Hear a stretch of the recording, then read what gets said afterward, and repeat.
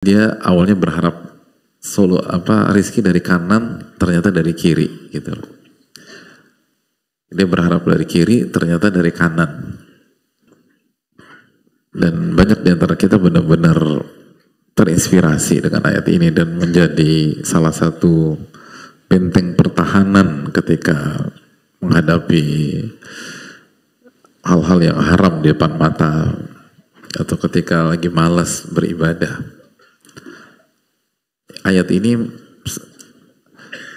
terbukti menjadi pendamping setia banyak orang-orang yang bertakwa. Nah, jadi barang siapa yang bertakwa, kami akan memberikan jalan keluar dan rizki dari arah yang tidak ia duga-duga. Pertanyaannya, hadirin Allah muliakan, apa makna jalan keluar dan rizki dari arah yang tidak ia duga-duga?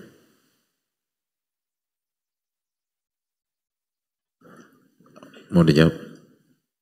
Karena kalau ada yang bisa jawab berarti selesai kajian kita. Saya sangat bersyukur karena ini yang akan kita bahas. Ada yang mau jawab? Hadirin yang Allah muliakan,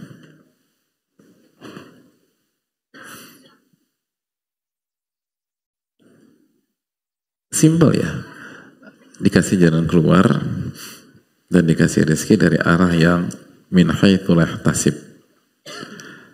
Di antara keterangan para ulama dari arah yang tidak ia duga-duga, min haitsu, dari arah yang tidak ia sangka, wala yarju, yang dari arah yang tidak diharapkan. Jadi dia awalnya berharap rizki dari kanan, ternyata dari kiri gitu. Dia berharap dari kiri, ternyata dari kanan gitu. Sama kayak misalnya hajar gitu, bolak-balik dari mana? Sofa, marwah, marwah, sofa, sofa, marwah, marwah, sofa, sampai ke 7 dikasih rizki dari sofa, bukan, marwah bukan juga, tapi dari dekat Ka'bah gitu. Akhirnya keluarlah Zam-Zam, air Zam-Zam itu loh, jelas ya. Begitu juga dengan Nabi Musa alaihissalam. Siapa yang bisa ngebaca kalau kita nggak baca Al-Quranul Karim atau dengar cerita dari ustadz kita atau sosok yang menceritakan kisah itu?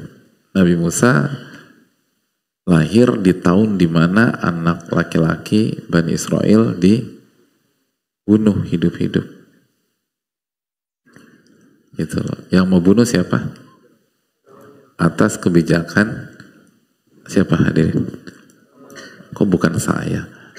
Fir'aun. Jelas bukan, hadirin sekalian. Gak bukan saya Pak Ustadz. Ya jelas bukan, hadirin lah. Fir'aun. Terus bagaimana Allah selamatkan Nabi Musa? Diselamatkan, dihanyutkan, dan diselamatkan di rumah atau istananya Fir'aun. Bayangkan. Itu kan mind blowing, hadirin. Yang mau bunuh Fir'aun dan yang menyelamatkan Fir'aun juga. Itu bisa gitu loh. Itu kemahakuasaan Allah tabaraka wa ta'ala. Jadi Allah bisa rubah tempat yang paling berbahaya bagi Nabi Musa menjadi tempat yang paling aman. Kita pelajari dari kecil. Nah, itulah powerfulnya ketakwaan. Makanya ulama tafsir kan mengatakan ibunya Nabi Musa itu wali, hadirin. Punya ketakwaan yang luar biasa. Sehingga Allah kasih solusi demikian.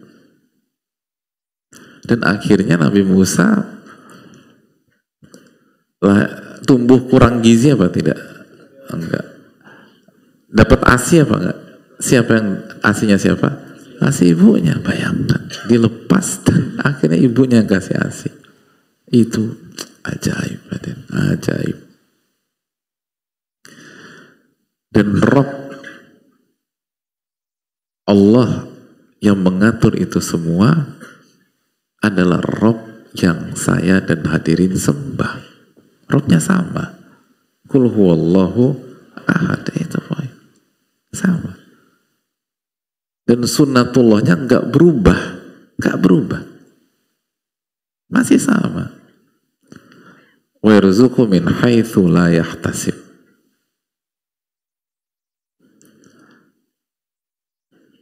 Allah yang menolong Nabi Musa atau ibunya Nabi Musa dan Nabi Musa adalah Allah yang melihat kita ketika sekarang kita sedang susah, sedang ada masalah, sedang ada problem, sedang berjuang. Rabbnya sama, hadirin. Gak ada yang beda. Dan aturannya tidak berubah. Wa man yattaqillah yaj'al lahu makhraja wa yarzuqhu min haitsu la yahtasib. Nah, hadirin Allah muliakan. Timbul pertanyaan.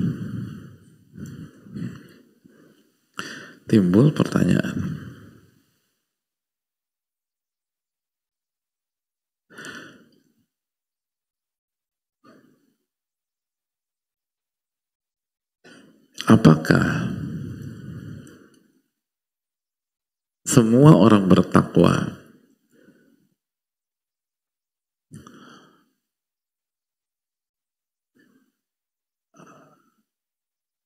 bisa keluar atau bisa menemukan jalan keluar dari kemiskinannya misalnya? Jadi apakah semua orang miskin ketika dia bertakwa besoknya atau masa depannya jadi orang kaya?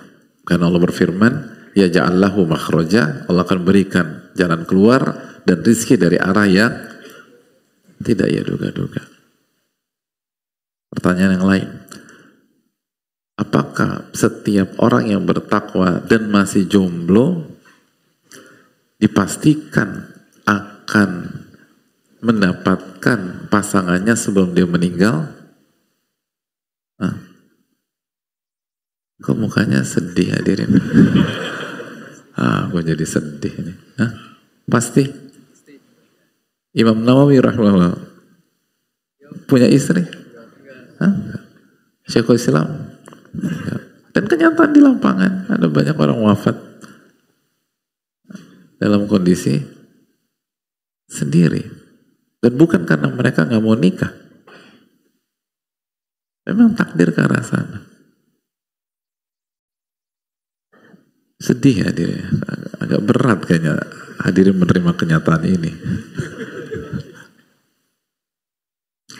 Apakah semua orang yang bertakwa yang menikah lalu sampai tahun ke-5, tahun ke-6 belum punya anak, bisa dipastikan akan punya anak sebelum mereka wafat? Karena Allah mengatakan, wa man yattaqillah yaj'al lahu makhraja wa yarzuqhu min haitsu la yahtasib. Hadirin, Aisyah bertakwa tidak? Siapa yang berani meragukan takwa Aisyah? Punya anak sampai Nabi SAW wafat, gak punya anak. Itu salah satu contoh.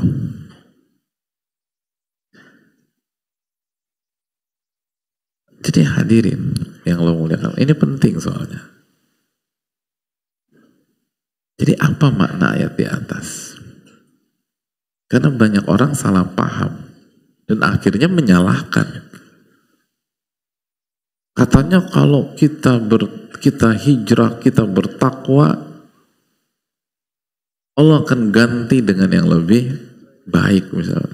Ini saya udah tahun ke, kalian ada hadirin hijrah udah tahun ke berapa? Aku tuh bertobat, berhijrah ini udah tahun yang ke 52. Misalnya, ya mungkin aja hadirin loh. Tapi kok nggak kaya-kaya lagi.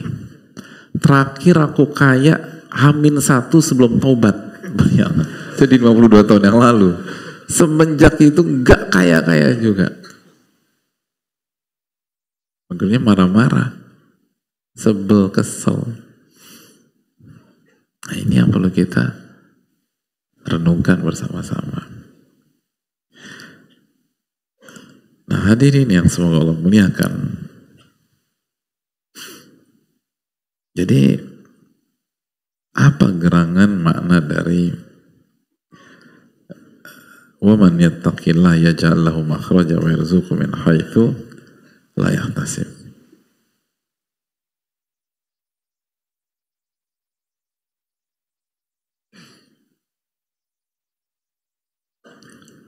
Kesimpulan sebelum kita nukilkan riwayat,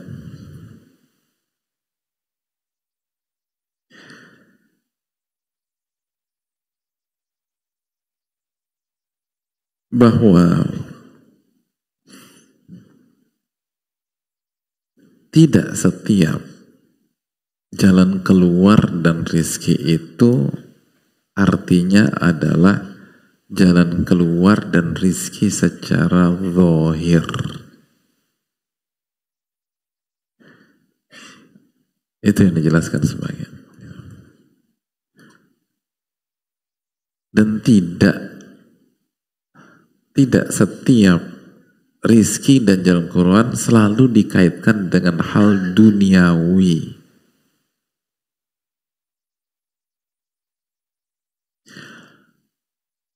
Dan ini kesalahpahaman sebagian pihak. Akhirnya buruk sangka sama Allah. Allah menjanjikan jalan keluar dan rizki bagi orang-orang yang bertakwa. Tapi Allah kan gak pernah bilang, atau Allah gak menyatakan bahwa rizki dan jalan keluar yang dimaksud itu selalu berkaitan dengan zohir atau berkaitan dengan duniawi. Itu pentafsiran kita seringkali. Dan pentafsiran kita tidak merujuk pada keterangan para ulama secara utuh.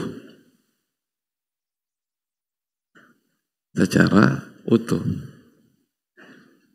Mungkin membaca sebagian keterangan tapi nggak paham atau tidak membaca keterangan-keterangan yang lain.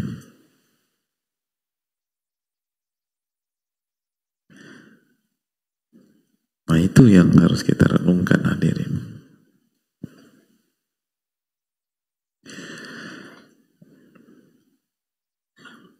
Kalau kita lihat keterangan para ulama, maka kita akan mendapatkan kesimpulan bahwa jalan keluar dan rizki itu bisa secara zahir dan yang lebih penting secara batin dan secara akhirat. Dan itulah jalan keluar dan rizki yang hakiki.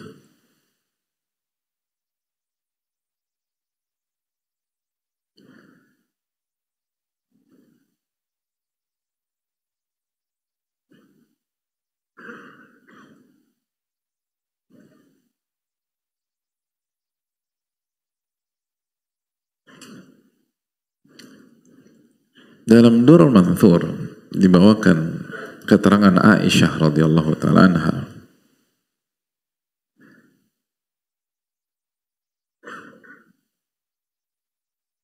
Ketika menjelaskan ayat ini, apa yang diriwayatkan dari beliau? Qala yakfihi ghammud dunya wa hammuha.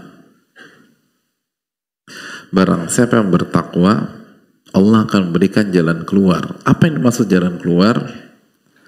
Allah akan cukupkan dia dari gom dan ham. Nah, itu. Gom dan ham. Apa itu gom dan ham, hadirin?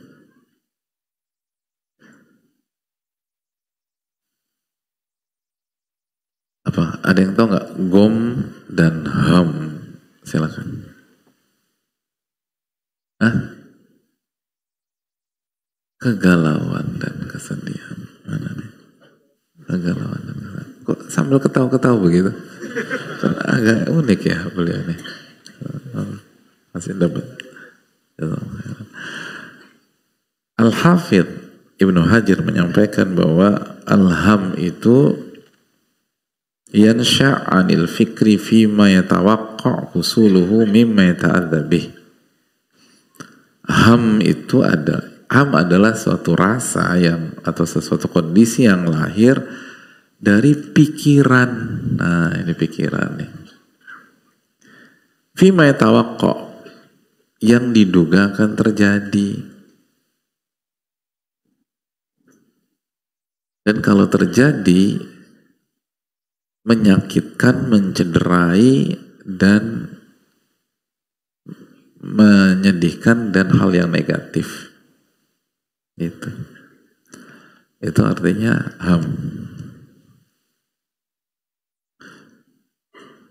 Kalau sekarang diartikan apa ham itu? Overthinking kan bisa, gitu loh. Jadi ham itu, adapun gom itu karbun yahdutsu lil qalbi bisababi ma hasal. Gom itu adalah penderitaan atau musibah yang dirasa oleh hati karena sesuatu yang telah terjadi. Nah, itu yang telah terjadi. Dan yang terjadi itu negatif gitu. Jadi rasa sakit di dalam hati, musibah di dalam hati karena sesuatu yang telah terjadi. Itu namanya apa? Gomun gitu. Jadi bedanya ham sama gom apa?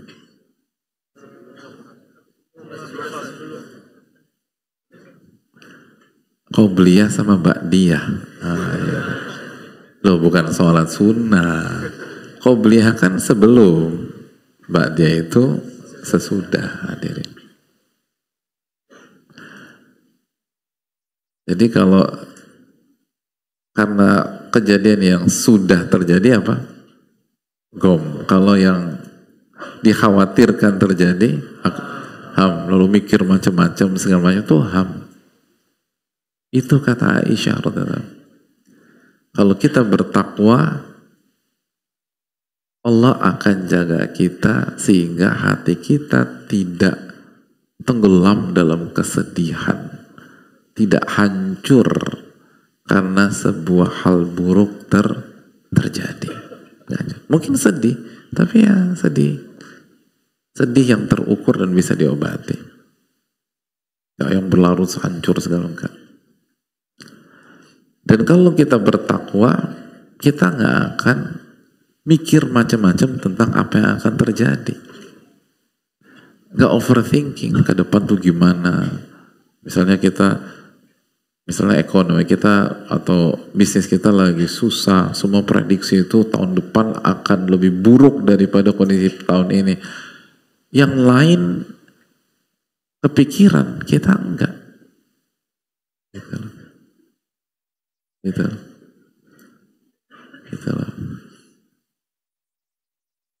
Kita enggak. Kenapa demikian? Kita bertakwa, hadirin. Gitu loh. Kita bertakwa. Itu, dan ini kekuatan besar, dan ini rizki yang lebih baik, lebih bagus, lebih berkualitas daripada harta dan materi dunia.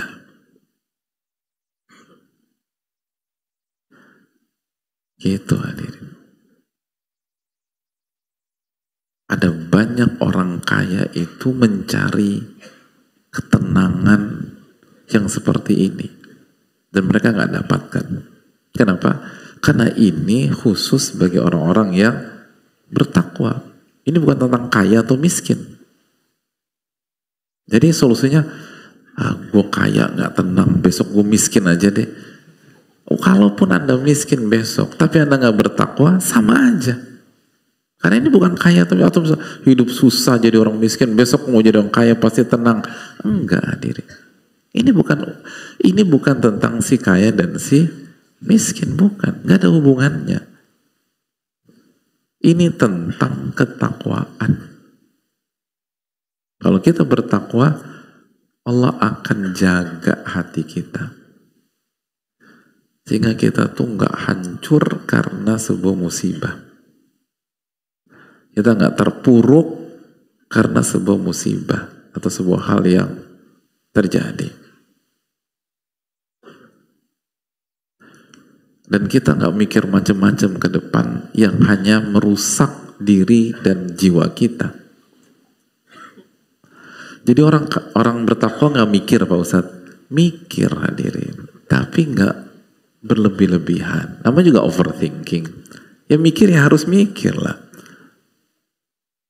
Kan akhir-akhir surat Ali Imran apa tentang orang bertakwa?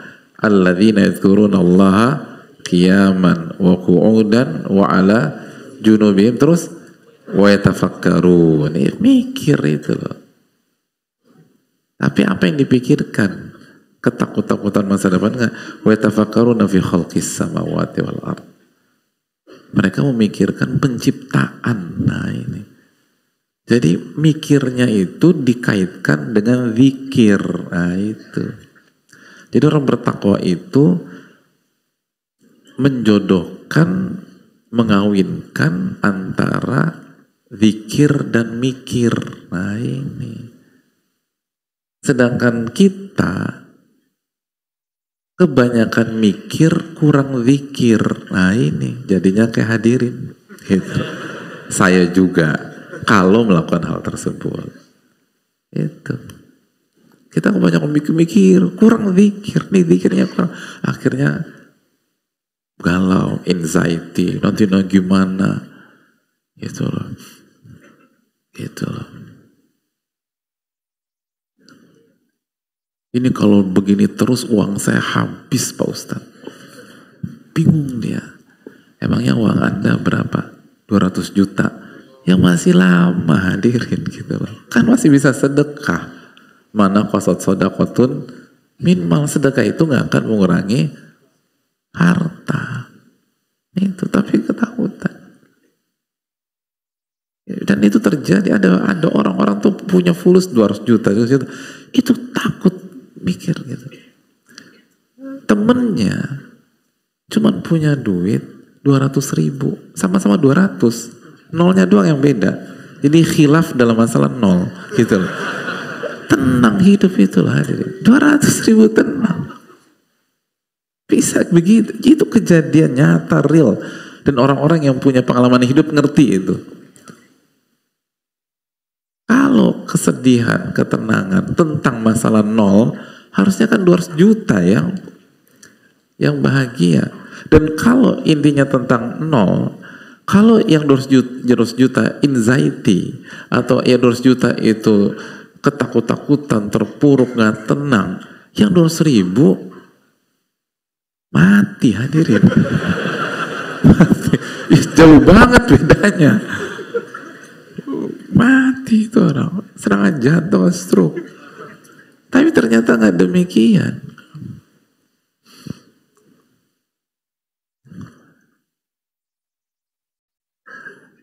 Gitulah. Itu penting.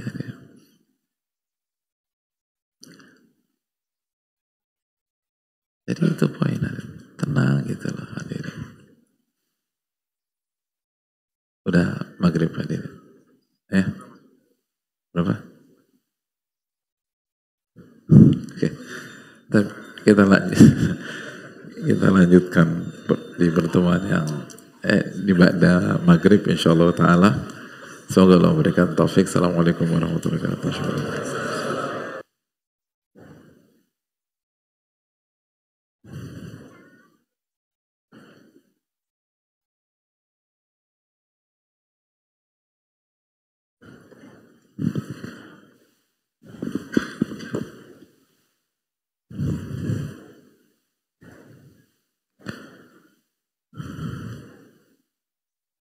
Assalamualaikum warahmatullahi wabarakatuh.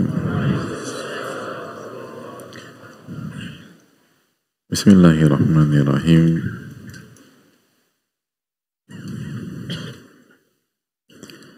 Alhamdulillahi rabbil alamin wa bihi nasta'in ala umuri dunya wad din.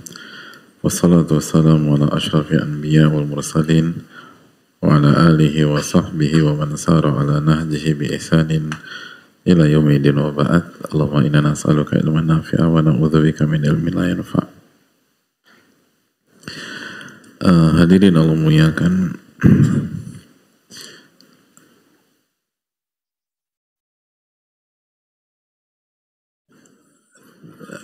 As-Suyuti dalam Ad-Durrul Manthur membawakan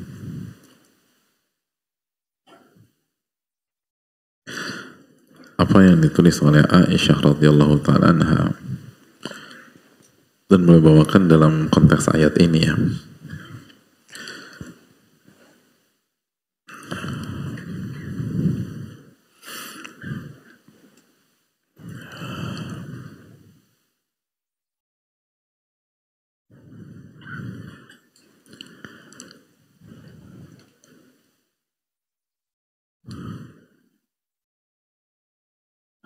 Bahwa Aisyah radhiyallahu ta'ala anha menulis surat kepada Muawiyah. Kata Aisyah radhiyallahu ta'ala anha dalam konteks ayat ini, usika bitaqwallah, aku wasiatkan atau aku nasihati engkau agar engkau senantiasa bertakwa kepada Allah Subhanahu wa ta'ala. Fa innaka in taqaitallaha kafakan nasa. Karena jika engkau bertakwa kepada Allah, maka Allah akan cukupkan engkau dari manusia. Orang yang benar-benar bertakwa itu hatinya nggak tergantung sama manusia. Hatinya nggak tergantung sama manusia.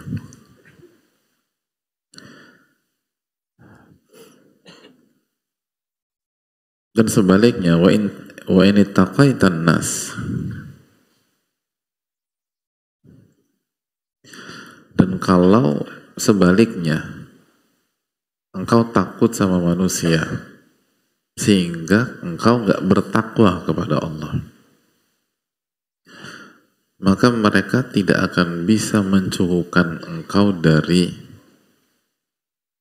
apa yang Allah takdirkan kepada engkau. Jadi mereka nggak akan bisa jadi backingan engkau. Mereka tuh nggak akan bisa pasang badan.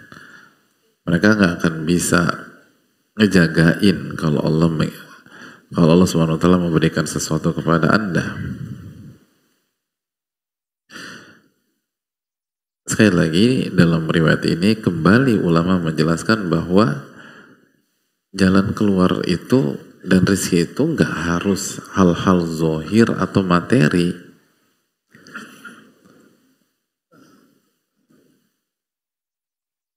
Tapi justru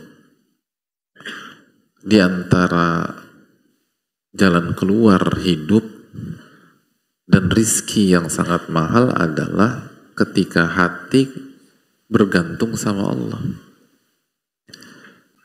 dan tidak bergantung sama manusia. Itu kan hidup enak banget.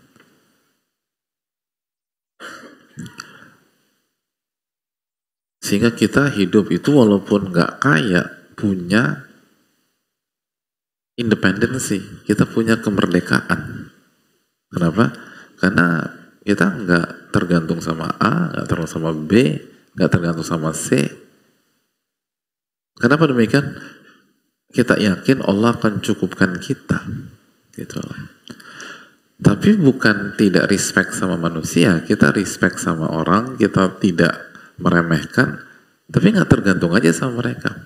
Ada nggak ada atau nggak ada si A atau si B, kita jalan. Kan nggak enak hidup ketergantungan. Kalau dia mau jalan, kalau dia nggak mau akhirnya kita ini enggak. Ada nggak ada Anda, saya akan jalan. Kenapa? Allah akan tolong saya. Itu tuh rizki yang sangat mewah, itu priceless hadirin. Itu nggak bisa diuangkan.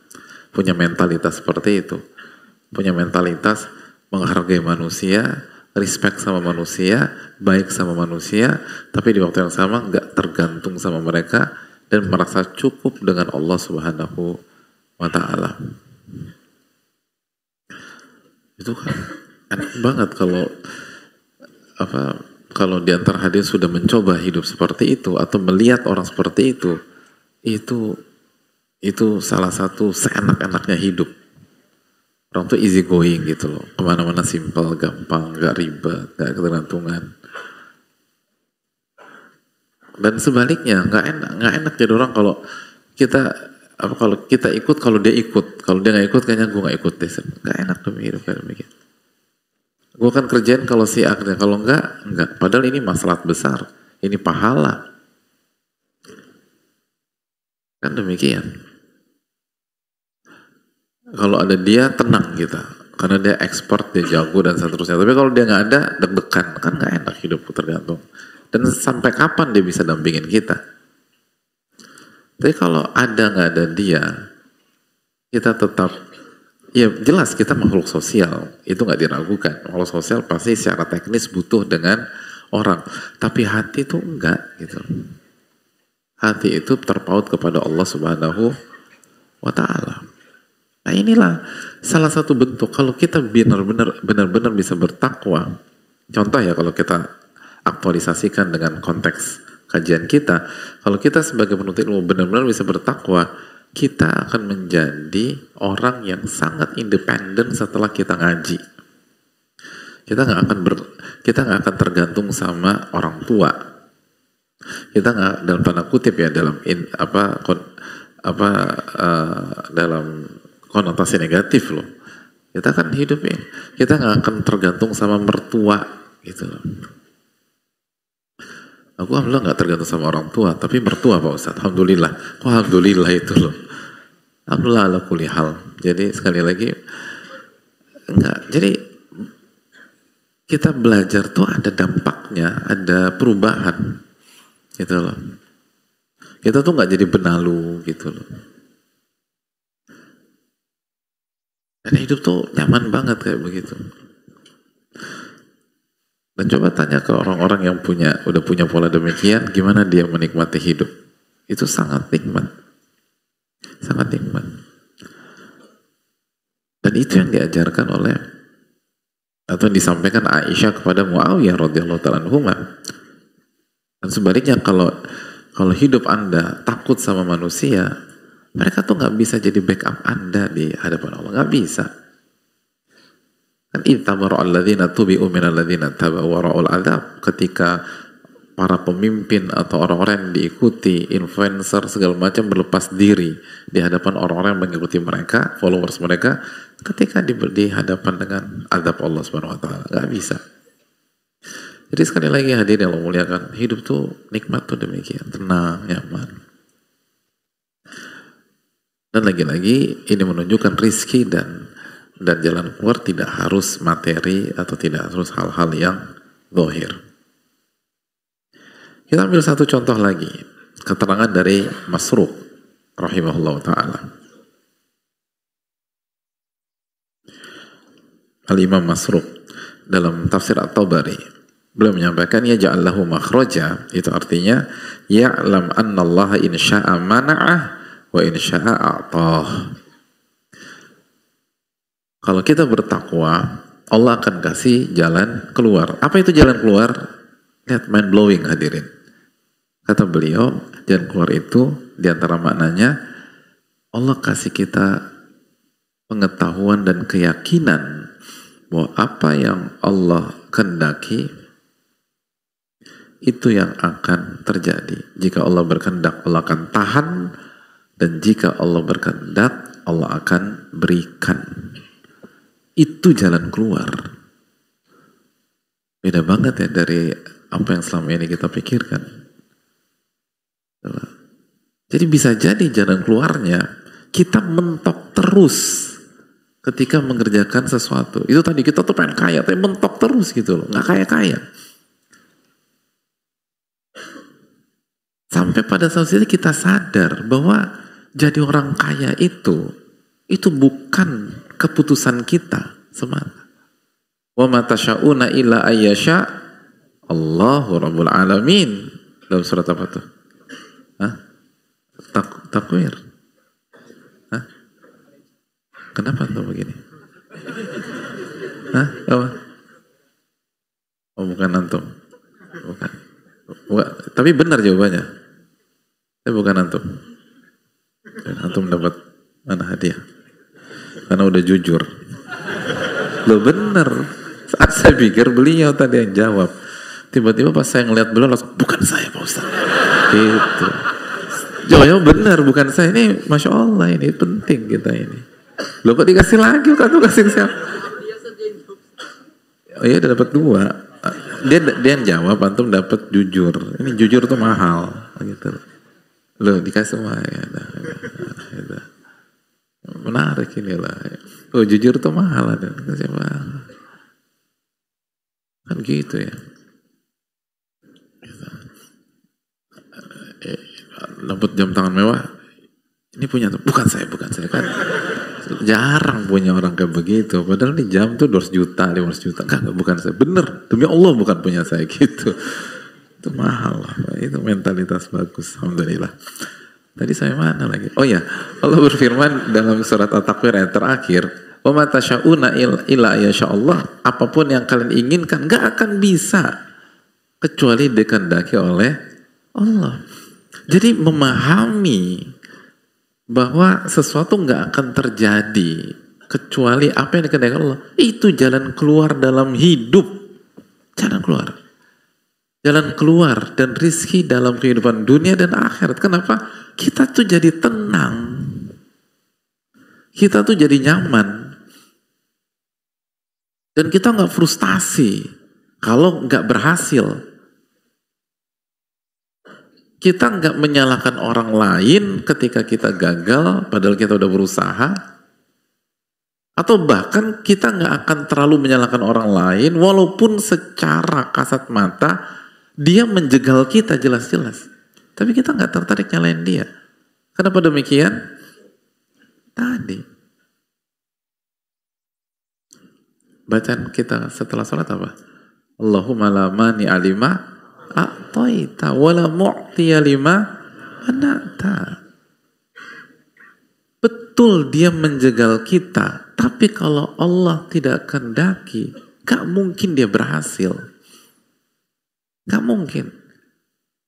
Kita berhasil quote unquote terjegal atau gagal melakukan itu bukan karena dia menjegal kita, tetapi karena itu dikehendaki oleh Allah. Nah ini tricky partnya, ini yang beda.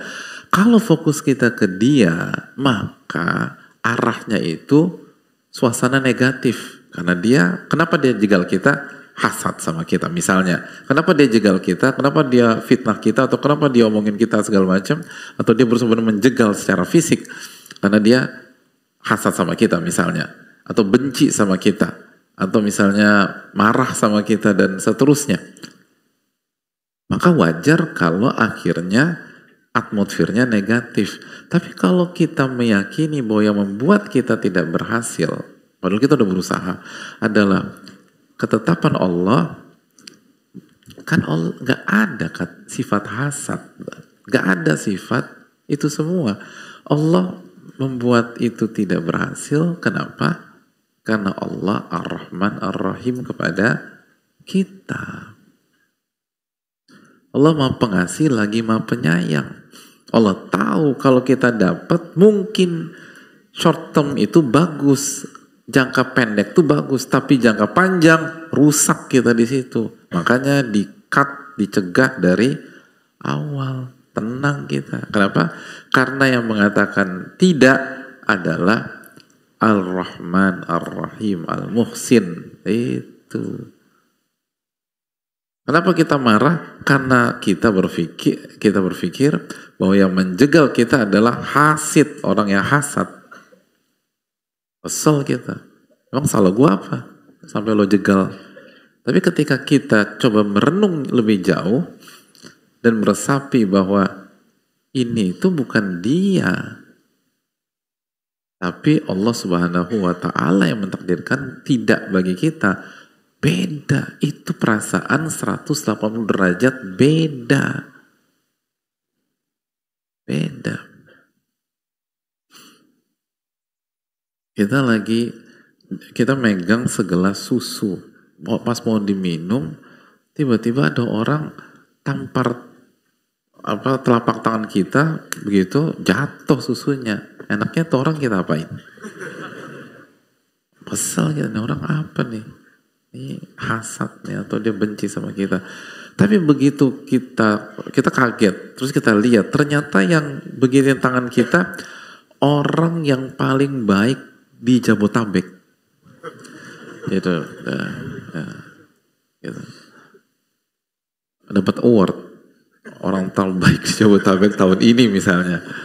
Dan kita kenal sama dia, dan dari kita kecil, dari kita dari kecil tuh, ini orang udah baik banget gitu. Kita tuh berteman sama dia dari pre group. Ini orang udah baik. Udah baiknya minta ampun. Maka kan ketika dia pukul tangan kita dan susu itu tumpah, kita mikir, nggak mungkin kecuali ada hikmah. Oh ternyata susunya basi gitu. Tapi kita tahu pada detik itu? Enggak, kita tahu setelah penelitian lab 2 minggu kemudian. Misalnya, loh iya lah. Ini contoh aja biar antum tuh nggak tidur gitu.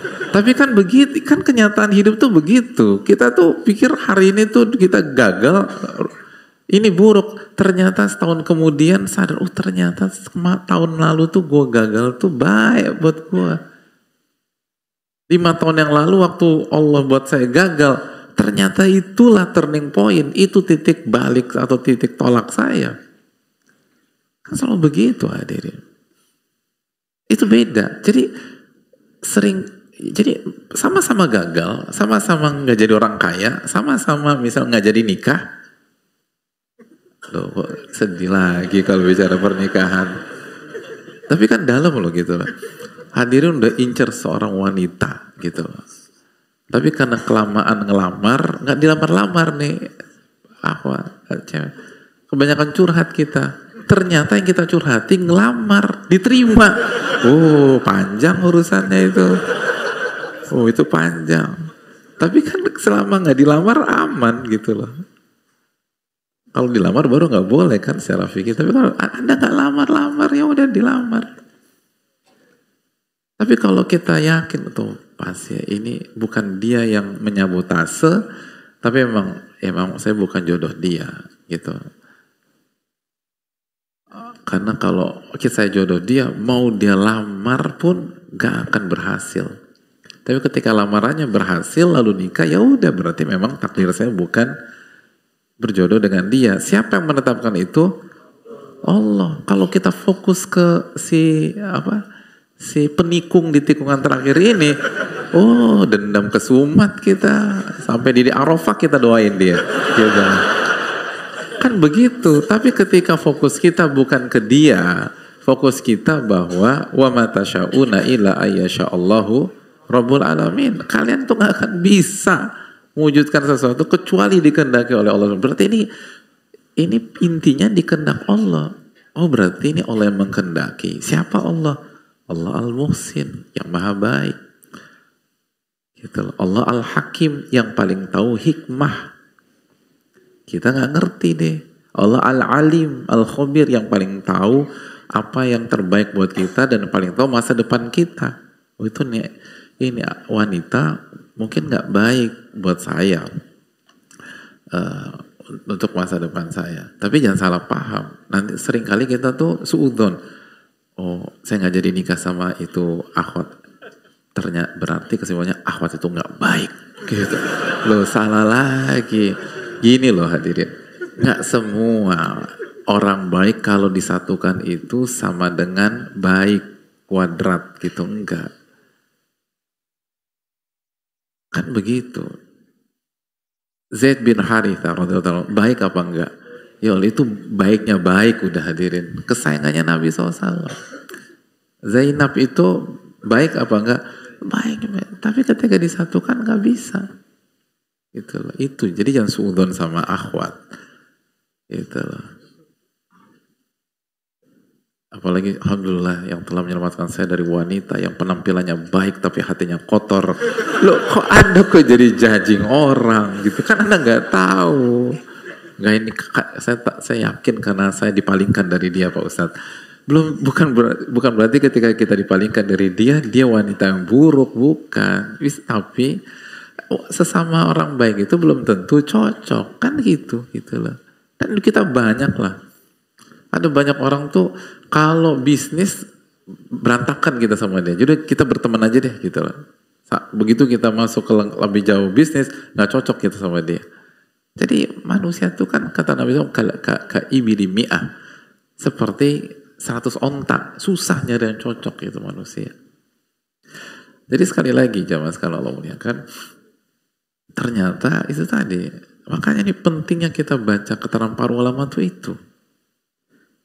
Jadi jalan keluar dan rizki itu adalah ketika kita dikasih taufik bisa mengetahui dan meyakini bahwa apa yang Allah kehendaki terjadi dan apa yang Allah tidak kehendaki tidak terjadi. Itu. Ternyata itu jalan keluar loh. Jadi bisa jadi jalan keluarnya bukan diurai secara casing. Bukan diurai secara zahir, bukan diurai secara tangible, tapi diurai secara batin sama Allah, diurai secara isi, makna, diurai secara intangible-nya yang tidak kasat, sehingga walaupun masalahnya itu belum selesai juga secara zahir, tapi hati kita bisa menyelesaikan itu dengan cara apa? Ridho terhadap apa yang Allah tetapkan. Masalah yang belum selesai. Tapi kalau hati kita sudah ridho, bisa move on nggak? Bisa. Itu tadi. Kita menikah, sudah 15 tahun, belum punya anak. Di tahun ke-14, akhirnya Allah kasih taufik kita untuk ridho dengan takdir ini. Maka kita akan kita bisa move on dari itu. Bukan berarti nggak memikirkan anak lagi, bukan. Tetapi tetap berusaha. Cuman fokus kita tuh nggak meratapi kenapa, apa salah saya. Sampai sebagian nggak mau mudik pulang kampung Idul Fitri karena khawatir ditanya, kok belum punya momongan gitu loh. Jadi kita biasa aja. Sampai ada yang milih pergi ke luar negeri nggak pulang kampung cuman gara-gara nggak mau ditanya ketika ngumpul keluarga kok belum punya momongan. Ah itu kan berarti belum move on gitu loh. Nah ini yang jadi masalah kita itu, masalahnya berpikir bahwa jalan keluar dan rizki itu semua hal yang zahir dan material, padahal tidak. Hal yang paling mewah justru yang ada di batin. Itu hadirin. Jadi itu poin. Mahal. Nah untuk bisa memiliki rizki yang seperti itu, bertakwa hadirin. Nanti Allah kasih kalau kita bertakwa. Jalanin tuh perintah Allah. Jauhi larangan Allah. Nanti Allah kasih. Oh itu solid. Itu kuat. Itu hadirin sekalian. Jadi walaupun muka-muka banyak masalah seperti hadirin sekalian, tapi hati itu tenang gitu loh, tenang gitu. Itu kan nggak baper kan, udah banyak kemajuan gitu. Jadi sama, semua orang banyak masalah hadirin. Begitu, tapi tenang hati, berzikir, diingat sama Allah. Ini pasti ada hikmah. Karena itu tadi, kita itu dalam menghadapi masalah, sering salah satu poinnya kan bukan apa masalahnya, tapi siapa yang kasih masalah tersebut. Kalau yang kasih kita, yang kasih masalah kita yakini adalah Ar-Rahman Ar-Rahim, tenang. Jadi tadi, ini baru beberapa tafsir yang kita bacakan di hadapan hadirin, itu aja kalau ini diamalin, itu perubahan hidup signifikan hadir. Tadi Aisyah mengatakan bahwa Allah akan jaga kita dari overthinking, Allah akan jaga kita dari kesedihan dan seterusnya, trauma, dendam, atau sedih yang benar-benar mengkristal. Allah akan jaga kita dari panic attack misalnya. Itu kan semua gara-gara pikiran ini, pikiran itu. Padahal nggak kejadian juga. Nah itu semua tuh solusinya ketakwaan. Terus Allah akan cukupkan kita dari manusia. Kita nggak ketergantungan sama orang. Tetap hormat sama orang, respect sama orang, baik sama orang. Tapi kita nggak tergantungan. Enak kan gitu. Jadi itu poin. Dan orang-orang seperti itu kalau kita lihat di kehidupan tuh nyaman banget hidupnya. Gitu, nyaman banget. Dan seringkali nyikapin kita enak banget gitu loh. Misalnya kita nggak bisa datang, nggak bisa hadir, nggak bisa ini, nggak dicecer sama mereka. Padahal kalau kita boleh jujur, kehadiran kita pada saat itu sangat dia butuhkan. Tapi begitu, mohon maaf aku nggak bisa, nggak apa-apa, gitu. Nggak tenang. Itu kan enak banget orang kayak begitu. Terus dia tadi tahu bahwa semua yang terjadi itu sesuai dengan kehendak Allah Subhanahu wa Ta'ala. Jadi itu semua itu rizki dari arah yang kita tidak duga-duga. Makanya kan tidak duga-duga. Benar nggak? Simple nih. Sebelum kita belajar bersama sore dan maghrib kali ini, hadirin bisa menduga tidak ternyata jalan keluar dan rezeki itu kayak begitu tadi. Nah itu kan enggak. Kayak itu benar. Kan kalau min haitsu la yahtasib, kita duga. Yang kita duga dari awal tuh rezeki itu duit, fulus, materi, jodoh, anak, segala macam. Ternyata enggak begitu juga. Itu benar. Tapi rezeki itu jauh lebih luas daripada itu. Dan ada banyak rezeki jauh lebih mahal dan jauh lebih bernilai daripada hal itu. Itu luar biasa sekali. Allah Ta'ala. Ada banyak contoh. Di antara tafsir ayat ini, Ikrimah kalau nggak salah, rahimahullah menjelaskan bahwa di antara maknanya itu talak gitu loh. Maknanya talak. Jadi Allah akan kasih jalan keluar sehingga talak itu tidak terjadi. Artinya rumah tangga itu baik, sakinah, mawaddah, warahmah. Itu kan priceless hadir. Itu nggak bisa dinilai dengan uang. Ada banyak orang kaya itu nggak bisa mempertahankan rumah tangganya. Ada banyak orang-orang yang berkecukupan itu kawin cerai, dan hidupnya tidak nyaman. Jadi ada banyak hal yang perlu kita renungkan dan kuncinya adalah bertakwa. Bertakwa itu mahal. Nanti Allah akan kasih. Dan kita harus yakin itu.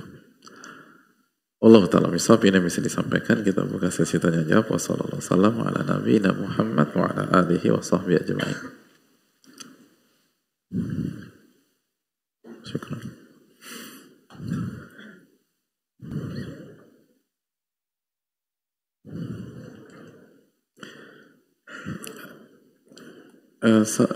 Bismillah, assalamualaikum Ustadz. Perkenalkan saya seorang akhwat atau wanita dari Bekasi. Ini pertama kali saya ikut kajian Ustadz. Rasanya ketika setiap langkah ke sini sampai tiba di masjid ini hati saya bergetar dan sudah menahan air mata. Apakah saya pantas untuk duduk di sini mendengarkan ilmu dan berkumpul bersama orang-orang yang soleh dan soleha? Saya sudah hampir 3 tahun lebih Ustadz melepas cadar saya. Perlu tanda baca. Nanti kesannya saya melepas cadar beliau. Tapi maksudnya saya sudah hampir 3 tahun lebih melepas cadar saya, itu maksudnya. Dan saya sudah berpakaian biasa lagi. Saya tinggalkan kerudung saya yang panjang, saya tinggalkan kaos kaki saya tinggalkan kewajiban dan sunnah yang dulu saya lakukan. Tapi alhamdulillah saya masih menggunakan pakaian yang baik dan pantas sebagai muslimah. Karena saya marah dengan diri saya sendiri, saya merasa belum pantas dan saya merasa Allah tidak memberikan jalan keluar kepada saya dalam masalah berat ini. Tapi hari ini dengan tema ketakwaan yang saya sampaikan, saya ingin kembali lagi di jalur ketaatan. Tolong doakan saya dan berikan saya kiat-kiat untuk istiqomah dan tidak lagi marah kepada diri sendiri dan ke Allah karena cobaan yang begitu banyak dan tidak pernah selesai. Ya, terima kasih atas pertanyaannya. Semoga Allah memberikan taufik kepada kita semua. Yang pertama, senang bisa mendengar hal-hal baik dalam pertanyaan ini, walaupun memang ada beberapa catatan yang semoga bisa diperbaiki. Dan selamat datang kalau baru pertama kali di sini. Dan getaran hati kita dan rasa haru itu karena kita datang ke rumah Allah Subhanahu wa taala dan duduk di majelis ilmu.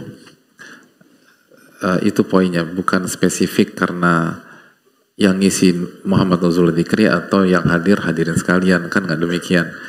Tapi karena kita duduk di majelis ilmu dan mengkaji firman-firman Allah dan sunnah Rasulullah SAW dan keterangan para ulama. Dimanapun kita duduk di majelis seperti itu, maka insya Allah kalau kita niatnya ikhlas, kita akan mendapatkan hal tersebut. Apakah saya pantas untuk duduk di sini mendengarkan ilmu dan berkumpul bersama orang-orang yang soleh dan soleha? Yang perlu diketahui penanya, saya rasa saya dan jamaah yang lain sepakat kita ini masih jauh dari kata-kata orang soleh dan soleha. Kita masih banyak PR, kita masih banyak dosa, tapi kita ingin berusaha memperbaiki diri dan berusaha terus belajar, dan kalau ada dosa dan kesalahan kita beristighfar dan bertobat kepada Allah Subhanahu wa taala. Lalu yang berikutnya tentang marah kepada diri sendiri dan saya merasa belum pantas dan saya merasa Allah tidak memberikan jalan keluar saya dalam masalah berat ini dan seterusnya. Sebagaimana kita sampaikan tadi bahwa menyelesaikan masalah kita bukan berarti diselesaikan sebatas secara zahir. Ada masalah-masalah itu tidak selesai secara zahir, tapi selesai secara batin. Saya mau tanya kepada jamaah sekalian, kemunafikan itu masalah bukan? Adanya komunitas orang-orang munafik itu masalah atau bukan? Masalah. Pertanyaan berikutnya, ketika Nabi SAW wafat, kota Madinah sudah steril dari orang munafik atau belum? Belum. Itu menunjukkan ada masalah yang belum selesai. Ketika manusia terbaik Sallallahu Alaihi Wasallam wafat, dan ini pelajaran mahal bagi kita. Jadi kita tuh banyak di antara kita dari dulu tuh diajarkan berpikir masalah itu harus diselesaikan secara zahir. Dan kalau tidak, maka kita adalah orang yang gagal. Padahal nggak demikian. Masalah itu harus dihadapi dengan ketakwaan. Selesai nggak selesai pada saat kita hidup, itu urusan Allah Tabaraka wa Ta'ala. Tapi intinya dihadapi dengan ketakwaan. Nah, dan itu akan memberikan perubahan yang sangat besar. Sehingga kita tuh tidak terbebani gitu loh. Untuk harus selesaikan A, selesaikan B, selesaikan C, dan seterusnya. Padahal nggak harus selesaikan juga. Perintah Allah adalah hadapi itu dengan ketakwaan. Ittaqillah haitsuma kun. Bertakwalah kepada Allah dimanapun Anda berada. Dan tadi kita, materi hari ini kita belajar bahwa sekali lagi bisa jadi solusi jalan keluar dan rizki itu Allah sudah berikan dari awal, tapi kita nggak kita nggak sadar, kita nggak ngelihat ke arah sana karena keterbatasan ilmu kita. Makanya pentingnya kita belajar dan jangan terbebani harus menyelesaikan seluruh masalah-masalah hidup. Tidak, itu tadi. Tidak punya anak itu masalah. Aisyah nggak punya anak sampai beliau wafat radhiyallahu taala anha. Jadi bukan seperti itu cara berpikirnya. Cara berpikirnya adalah kita itu disuruh bertakwa semaksimal mungkin. Dan hidup kita itu, makanya kenapa sih konsepnya begitu? Kenapa konsepnya kita tidak dituntut untuk menyelesaikan seluruh masalah kita? Karena inti dari hidup itu menjadi seorang hamba. Dan hamba itu bukan manusia super. Hamba itu lemah. Hamba itu syiarnya la haula wa la quwata illa billah. Tidak ada daya dan kekuatan kecuali dengan pertolongan Allah Subhanahu wa ta'ala. Itu hamba. Kalau kita menyelesaikan seluruh masalah kita manusia super hadirin. Bukan itu poinnya. Tapi hadapi itu dengan ketakwaan. Hasilnya gimana? Serahkan kepada Rabbul Alamin. Serahkan kepada Allah. Nanti Allah akan cukupkan kita. Makanya seringkali karena kita nggak punya ilmu, kita nggak belajar, kita itu memberikan beban pada diri dan jiwa kita sesuatu yang sebenarnya ilusi. Beban itu harusnya nggak ada gitu. Tapi karena kita nggak belajar, kita nggak tahu konsepnya, akhirnya kita taruh itu di jiwa kita, dan akhirnya kita keberatan dengan hal yang Allah tuh nggak bebankan kepada kita. Nah ini yang harus kita camkan bersama-sama. Wallahu ta'ala a'lam bishawab. Jadi terus bertakwa kepada Allah dan banyak doa minta pertolongan kepada Allah dan amalkan kajian kita bertakwa dan satu lagi kita butuh lingkungan hadirin. Kita butuh lingkungan, kita butuh sahabat-sahabat yang soleh dan soleha. Bangunlah lingkungan perlahan tapi pasti, mulai dari skup terkecil, cari sosok-sosok yang soleha. Kalau ini wanita, cari sosok soleha yang bisa mensupport kita. Karena pengaruh teman yang baik itu dampaknya besar luar biasa. Ingat ketika kisah pembunuh 99 plus 1 nyawa itu ingin bertobat, kan syarat agar istiqomah, agar tobatnya diterima dan istiqomah apa? Pindah negeri. Agar apa? Agar bertemu dengan sosok-sosok yang bertakwa. Karena itu hal yang sangat penting. Almaru ala dini khalilihi.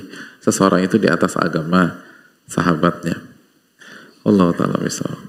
Assalamualaikum Ustaz, semoga Allah menjaga Ustaz, tim dan kita semua, amin wa iyyakum. Ustaz, saya dari daerah yang jauh kurang lebih 700 km dari Blok M, ingin datang kajian Ustaz. Berarti 700 km itu mana ya? Surabaya berapa? Benar, nggak Semarang ya? Jogja? Solo.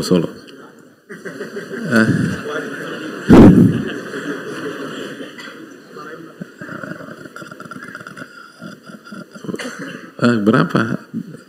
Kilometer berapa sih? Kira-kira berapa tuh? Kediri. Kita tuh bener-bener ini ya, Jawa sentris ya. Kok nggak ada yang arahnya ke Sumatera sih? Itu kita ini jauh banget gitu loh. Padahal kan bisa kan? Bisa nggak? Bisa. Atau misalnya tinggal di laut gitu, di mana gitu deh.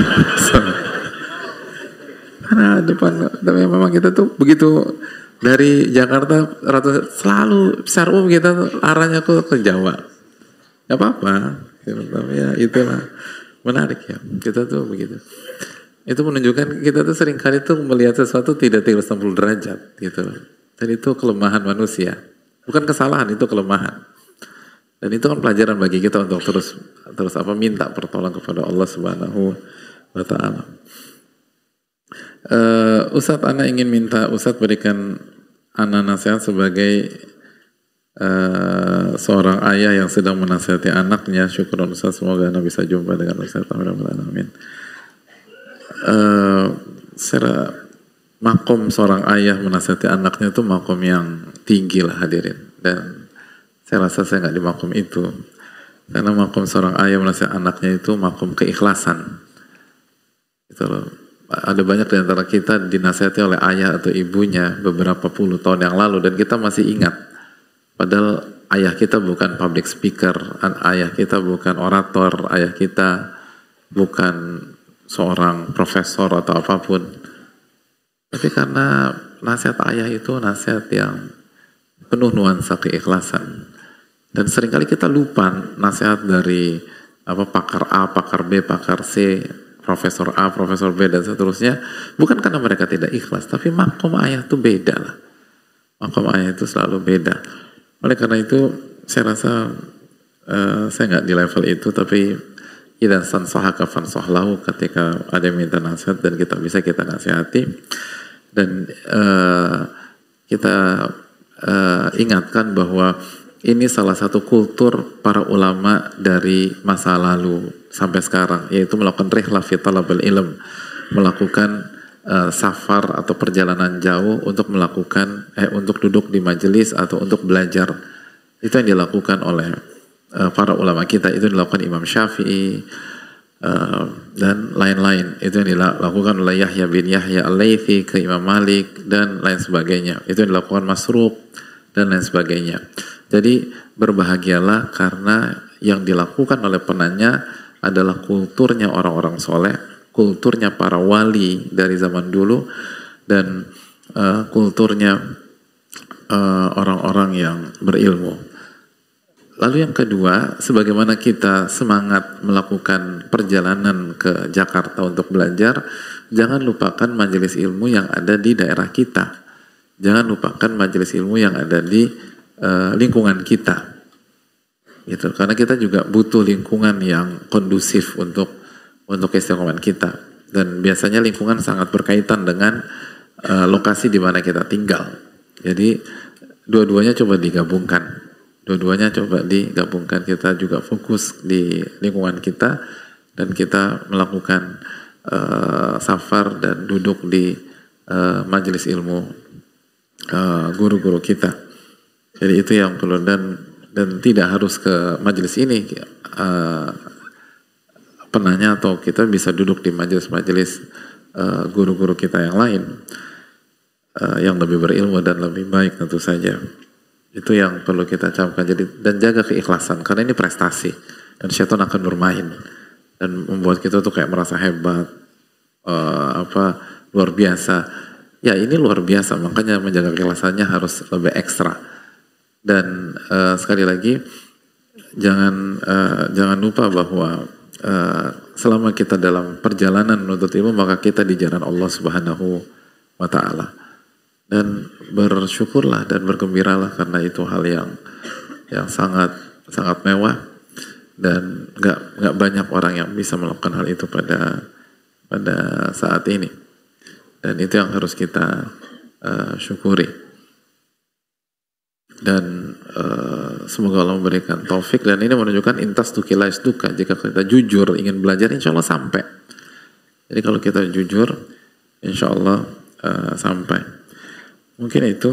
Dan kalau penanya berkenan, coba hubungi panitia, mungkin kita bisa bertemu pada kajian dan kita buktikan siapa yang benar jawaban kita ya. Ini dari mana nih? Dari Solo kah, dari Jogja, dari Kediri, dari Surabaya, gitu loh. Dan bisa jadi dari Sumatera mungkin.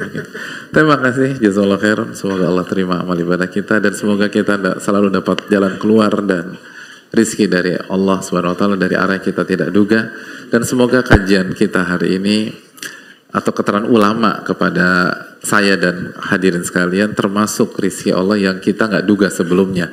Ternyata seperti itu ya, dan itu sangat besar dampaknya pada kehidupan kita. Terima kasih banyak, semoga Allah memberikan kita ilmu nafi. Subhanakallahumma wa bihamdika, la ilaha illa anta, astaghfiruka wa atubu ilaik. Assalamualaikum warahmatullahi wabarakatuh. Syukur. Terima kasih.